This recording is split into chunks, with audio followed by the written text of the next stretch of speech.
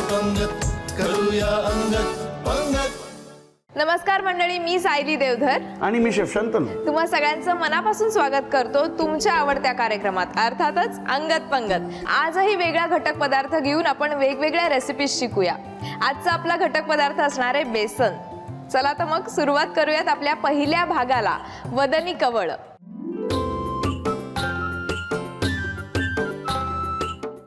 तर शेफ, आज आपण पारंपरिक अशी कुठली रेसिपी बेसन बरोबर बनवणार? नक्कीच सांगतो मी, पण मला एवढंच सांगायचं आहे त्याच्या आधी की ही जी रेसिपी आज आपण बनवणार आहोत ना, ती सर्वात म्हणजे माझी खूपच लाडकी रेसिपी आहे. त्याचं कारण हे की ही फक्त म्हणजे जेवढं मी ऐकलंय बघितलंय ही सिकेपी समुदायातच बनते. बर. आणि ही लहानपणीपासून मी आजीला म्हणजे बनवतानाही बघितलंय, खाते आलं आणि आता मीही बनवतो. बनूया गोळवणी. गोळवणी. बर. तर गोळवणी बनवण्यासाठी काय काय साहित्य लागणार आहे ते बघूया. हो, बेसन आहे, लसूण आहे, जिरे, चिंचेचा खोळ, मोहरी, हळद, जिरेपूड, तिखट आणि गुळ. ओके. आणि चवीनुसार मीठ. हा, ते तर आहेच. चला तर मग सुरुवात करूयात आपल्या कृतीला. सगळ्यात नक्की. आधी काय करायचं शेफ? अगदी सोपी रेसिपी आहे ही. कशी आहे ती मी सांगतो. आधी आपल्याला फोडणीपासून सुरुवात करायची आहे ह्याची.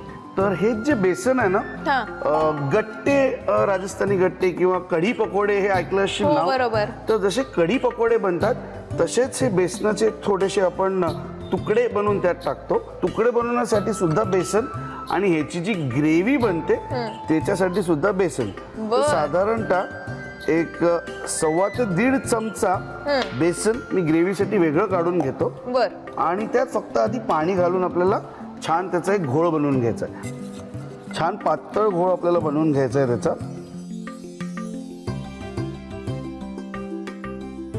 आता हे पातळ आपण वा, त्याचा एक घोळ बऱ्यापैकी बनवून पातळ केलंय आपण ते.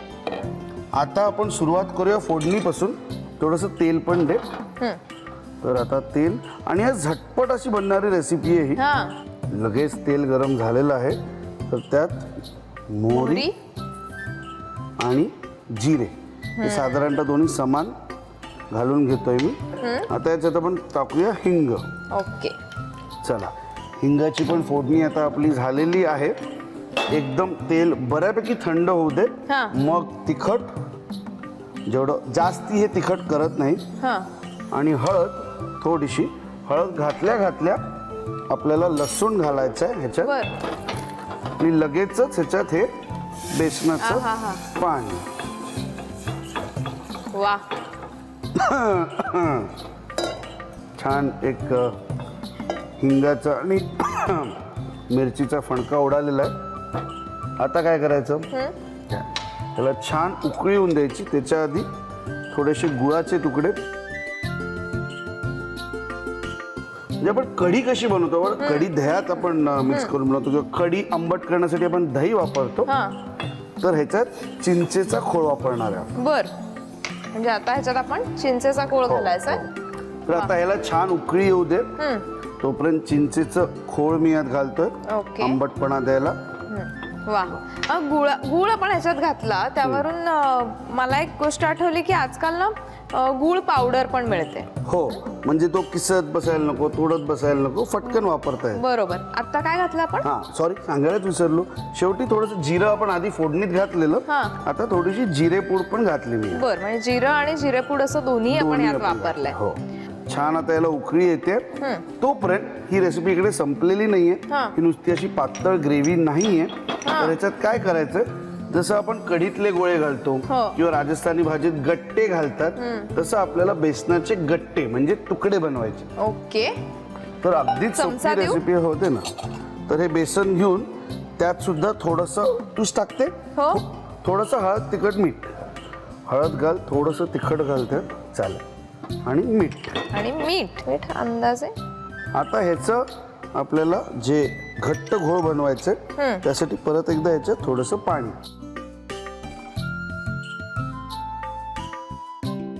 आता बेसनाचे गोळे याच्यात आपल्याला घालायचे. पण गोळवणी उकळवताना त्याच्यावरती थोडासा असा फेस येतो, तो एका पळीने काढून घ्यायचा आधी. बर. बस, हरकत नाही. हो. आता हे फार जास्ती उकळलं पण नाही पाहिजे आणि एकदम थंड पण नाही पाहिजे. हा मीडियम हीट ठेवून जसे मेदूवडे कसे घालतो आपण, हा. म्हणजे क्रिया तशी, बरोबर. आकार तसा नाही. हे घेऊन हे छोटे छोटे गोळे बनवून अच्छा त्यात फक्त असे सोडायचे. 6-7 गोळे आपण त्यात घालून घेऊया. तर गोळवणी तर आता तयार आहे. वा. 3-4 मिनिटं झालेत की आपले हे गोळे जे आहेत ते त्याच्यात शिजत आहेत. गोळवणी म्हणजे ती ग्रेव्ही तयार आहे, पण गोळा झालाय की नाही बघून घेऊया. मी छोटेच केलेले, हा. तरी पण आपण बघून घेऊया. आतून जर कच्चा असेल, दिसत तर नाहीये कच्चा, हो शिजला. वा. चला, गोळवणी तयार आहे. आता आपण ती वाढूया. सर्व करूया. हो, किती सोपं होतं नाही रेसिपी. हो एकदमच सोपी आहे आणि खूप टेस्टी असणार आहे. हे आंबट गोड छान. हा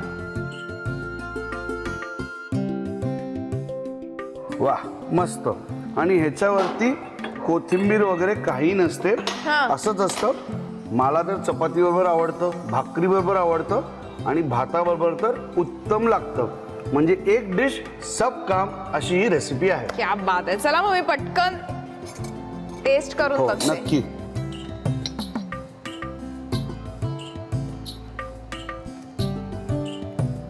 वा शेफ, छान आहे ना. खूप मस्त आहे ही रेसिपी. ही रेसिपी का फेमस नाहीये?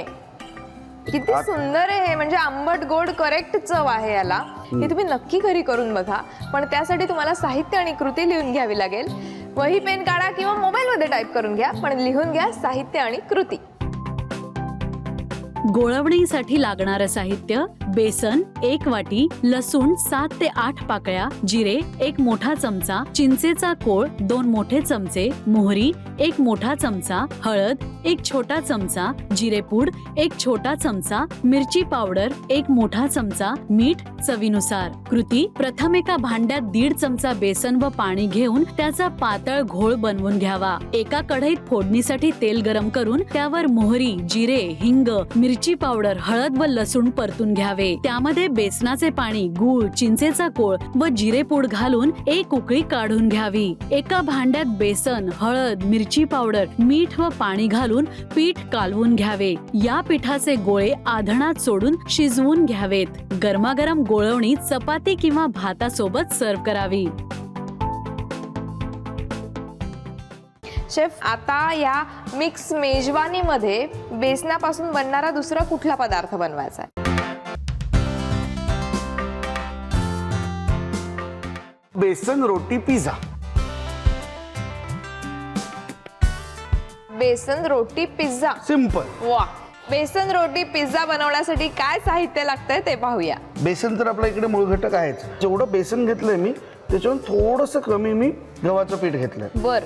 टोमॅटो आहेत इकडे 3 टोमॅटो मी फक्त मिक्सर मधनं छान ते ब्लेंड करून घेतलेले आहेत. बरोबर. थोडंसं टोमॅटो केचप, बारीक चिरलेला कांदा आणि थोडंसं असं मला आवडतं म्हणून आपण टोमॅटो साधाही वापरू शकतो, पण हा छानसा चेरी टोमॅटो लहानसा मस्त वाटतो. बेसिल आहे, मीठ लागतंच, हळद, चिली फ्लेक्स आणि हे मिक्स्ड हर्ब्स, लसूण तोही बारीक चिरलेला, आणि पिझ्झा आहे म्हणजे वरून घालायला चीज. चला मग कृतीला सुरुवात करूया ना. फक्त काय आहे, आपल्याला याचे 2 भाग बनवायचे, वेगवेगळे पार्ट्स आहेत. आपण जेव्हा पिझ्झा बनवतो घरी तेव्हा आपल्याला बाजारातनं तो मैद्याचा जे पिझ्झा बेस असतो तो लगेच मिळतो. मग वरतून टॉपिंग टाकून आपण लगेच बनवतो. पण बेसनाचा पिझ्झा बेस काय असा बाजारात मिळत नाही. आपल्याला हेल्दी बनवायचं तर आधी आपण बेस बनवून घेऊया, आणि त्यासाठी लागेल मला एक बाउल. ओके. तर आपला बोल आला. येस. आता अख्खी ही जी बेसनाची वाटी आहे ती आपण यात घेऊया. गव्हाचं पीठ वापरू शकता. गव्हाचं पीठ आपण का वापरतोय, कारण बेसनात ना पिझ्झाचा बेस बनायला बेसनात एवढी ताकद नसते, स्ट्रेचिंग नाही होत. बरोबर. बेसनाचा डो असा खेचू नाही शकत आपण. बरोबर. म्हणून थोडंसं पीठ, नाहीतर तसंही बनेल. त्याच्यात थोडीशी हळद, चिली फ्लेक्स मी जसे घातले तसे, थोडेसे मिक्स्ड हर्ब्स ह्याच्यात. तर 1 किलो जेव्हा तुमचं पीठ तयार होतं, म्हणजे 1 किलो तुम्ही जे मापाने पीठ घेतलंय त्याच्या मागे 15 ग्रॅम साधारणतः हे मीठ जातं. पाणी लागेल आपल्याला, पण पाण्याच्या आधी पिझ्झाच्या बेसमध्ये तेल घालतात. बर. तर ह्याच्यात तुम्ही ऑलिव्ह ऑइलही वापरू शकता. आता पाणी देऊ? हो.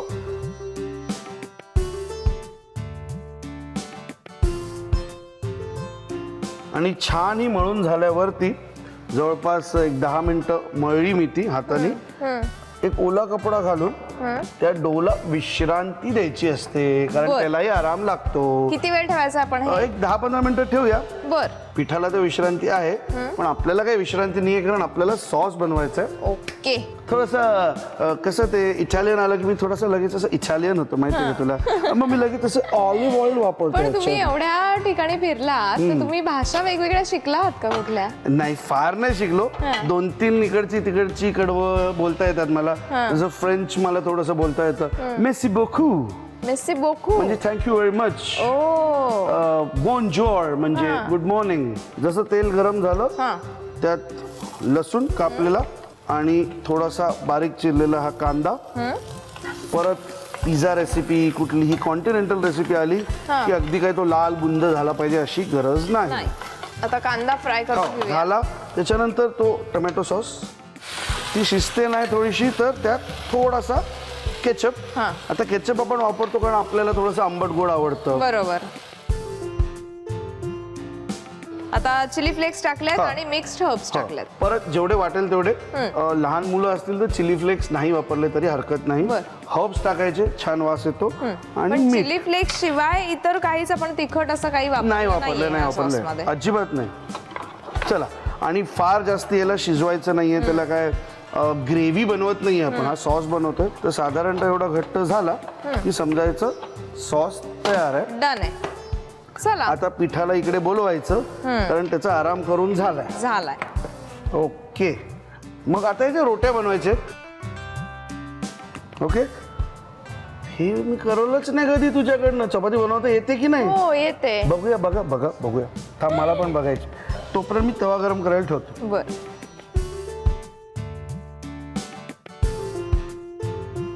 अरे खरंच यात जबराकू एकदम परफेक्ट राऊंड. बस बस बस. बस. कारण मी शिकायला घेतो ते. तुला असेच अजून 2-3 बनवायचे. ओके. आता आपण म्हटलेलं की आपण कॉइन पिझ्झा बनवतोय, म्हणजे छोटा पिझ्झा, बाईट साईज पिझ्झा बनवतोय. तर कुठलीही वाटी घरात असेल ती किंवा असं काही कटर असेल तर आपल्याला ते कापून घ्यायचं असं छान गोल.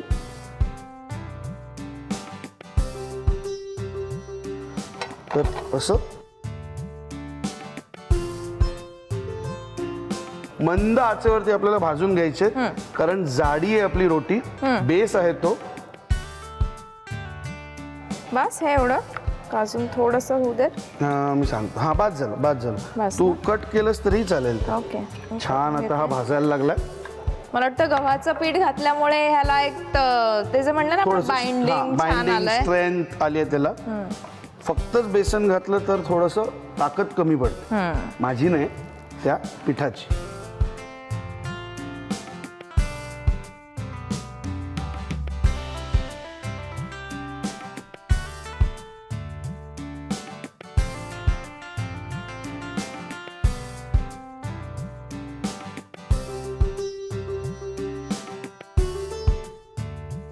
चला, दोन्ही साईडने आपण.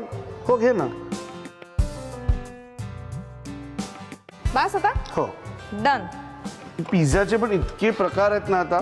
हा डो, तो डो, डीप पॅन, थिन क्रस्ट. हे ना आजकालचं फॅड आहे. म्हणजे काही कंपन्यांनी ही व्हरायटी काढलेली आहे की पातळ थिन क्रस्ट, डीप पॅन. इटलीमध्ये जेव्हा मी होतो, म्हणजे मी फार काळ नव्हतो, मी लंडनवरून फिरायला गेलेलो, त्यांच्याकडे एकच साईजचा पिझ्झा बनतो. हो का? हा, फ्लॅट युजली एकच बनतो. आणि तो ना त्यांच्याकडे ते असं म्हणजे ब्रासरी किंवा त्याला ट्रटोरिया असं म्हणतात. ट्रटोरिया. बर. इटालियन रेस्टॉरंट कॅफेला ट्रटोरिया असं म्हणतात. ट्रटोरिया. आणि अवन जो असतो तो असा भला मोठा, त्यात ऍक्च्युली कोळसा, लाकूड किंवा खूप हाय हीट असते. आणि त्यांचा पिझ्झा आत गेल्यावर 2 ते 2.5 मिनिटात लगेच तो बाहेर निघतो. त्यामुळे ते असं फार डीप पॅन वगैरे बनवत नाही. हे आता जसं मी एका शो मध्ये पाहिलं होतं की असे पिझ्झा भाजण्यासाठी, म्हणजे आपल्याकडे कसं तंदूरसाठी एक मोठा खड्डा करून आतमध्ये ते करून असे ते तंदुरी रोट्या आतमध्ये लावत असतात. पिझ्झा भाजण्यासाठी सुद्धा खूप मोठमोठ्या स्पेसेस असतात जे त्यांनी तयार केलेले असतात. आता पुढे काय करायचंय? छान. आता दोन्ही बाजूनी ह्याला हलकासा असा रंग आलेला आहे. ओके, एकदम त्याला काळं किंवा एकदम भाजून घ्यायचं नाहीये. ओव्हन मध्ये सुद्धा जाणार आहे ते. ते भाजताना आपण त्याला तूप तेल कशाचाच वापर नाही, काहीच नाही केलंय. भाजलं, कारण ते भाजल्यावरती हवंय तर थोडंसं तुम्ही ऑलिव्ह ऑइल किंवा तूप लावू शकता. भाजताना ते ड्रायच पाहिजे. ओके, सगळं झालेलं आहे. सॉस इकडे आपला तयार आहे, बेस झालेला आहे. एक शेवटची मदत तुझ्याकडनं, म्हणजे हे जे छान गोड दिसणारे चेरी टोमॅटो आहेत त्याला एकाचे 4 किंवा एकाचे, तुला जेवढं जमेल तेवढं, एकाचे 4 पण चालतील, एकाचे 2 केलेस तरीही चालतील.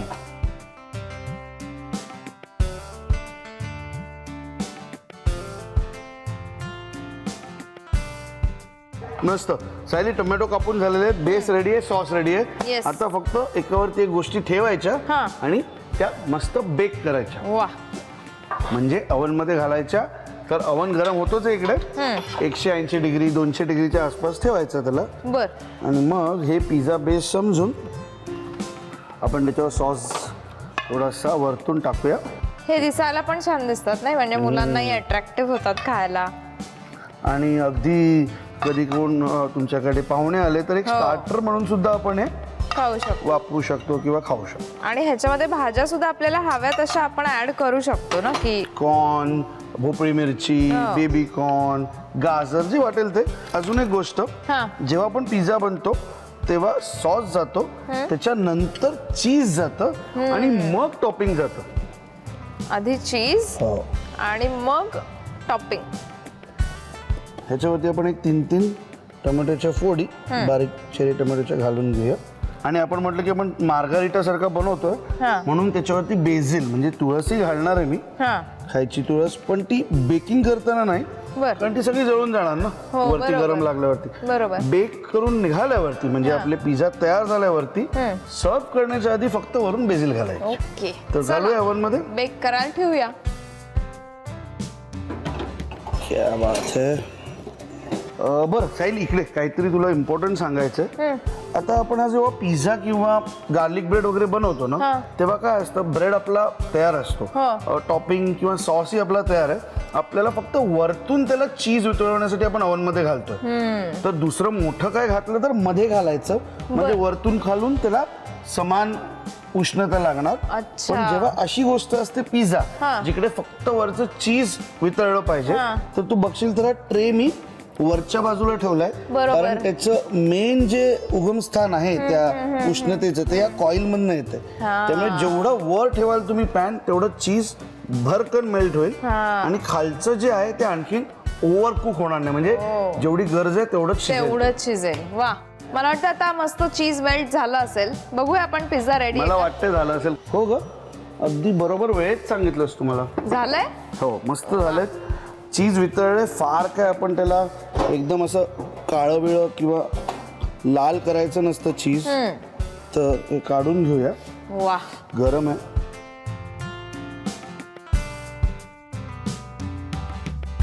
गरम आहे.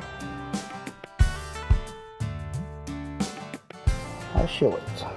वा, खाण्याच्या आधी सायली थोडंसं बेसिल म्हणजे ते तुळस आपल्याला वरतून टाकायची. मग अशी मी म्हटलं तसं बेक करताना नाही, नाहीतर ती जळून जाते.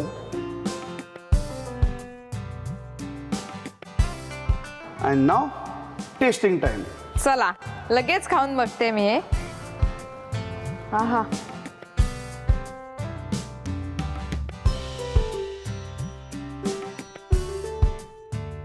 क्या बात आहे. है ना. पिझ्झा बेस सुद्धा इतका छान लागतोय खायला. म्हणजे मला वाटतं ह्या पिझ्झाची खरी मजा ह्या बेस मध्ये आहे. आणि काहीतरी वेगळेपणी लागत असेल ना. वेगळेपणही लागते, कारण टेस्ट पिझ्झा बेसला काहीच टेस्ट नसते, पण हा इतका टेस्टी आणि इतका कमाल लागतोय. मला वाटतं ही रेसिपी तर घरी करून बघायलाच हवी आहे. मग पटकन वही पेन काढा किंवा मोबाईल मध्ये टाईप करून घ्या, लिहून घ्या साहित्य आणि कृती. बेसन रोटी पिझ्झासाठी लागणारं साहित्य: बेसन 1 वाटी, गव्हाचे पीठ अर्धी वाटी, टोमॅटो प्युरी 1 वाटी, टोमॅटो सॉस 1 वाटी, बारीक चिरलेला कांदा 1 वाटी, चेरी टोमॅटो 8 ते 10, बेसिल म्हणजेच खायची तुळस 8 ते 10 पाने, मीठ चवीनुसार, हळद 1 छोटा चमचा, चिली फ्लेक्स 1 मोठा चमचा, मिक्स हर्ब्स 1 मोठा चमचा, बारीक चिरलेला लसूण 2 मोठे चमचे, चीज. कृती: प्रथम एका भांड्यात बेसन, गव्हाचे पीठ, हळद, चिली फ्लेक्स, मिक्स हर्ब्स, मीठ व थोडे तेल घालून पीठ मळून हे पीठ ओल्या कापडाने झाकून ठेवावे. एका पॅन मध्ये तेल गरम करून त्यावर लसूण, कांदा, tomato puree, tomato sauce, mix herbs, chilli flakes व मीठ घालून पिझ्झा सॉस बनवून घ्यावा. बेसनाच्या पिठाचे छोट्या आकाराचे पिझ्झा बेस लाटून ते तव्यावर भाजून घ्यावेत. या बेसवर पिझ्झा सॉस, चीज व चेरी टोमॅटोच्या तुकड्यांचा थर लावावा आणि पिझ्झा ओव्हन मध्ये चीज वितळेपर्यंत बेक करून घ्यावा. खायची तुळस वापरून पिझ्झा सजवावा व गरमागरम सर्व्ह करावा. बेसन आजचा मूळ घटक होता, त्यापासून आपण 2 रेसिपीज बनवल्या, त्या माझ्या खाऊनही झालेल्या आहेत. पण उद्या नवीन रेसिपीज शिकायच्या आहेत. आज आत्ता इथेच थांबूया, पण तुम्ही रोज नवनवीन रेसिपीज घरी बनवत राहा, त्या खात राहा आणि पाहत राहा अंगत पंगत.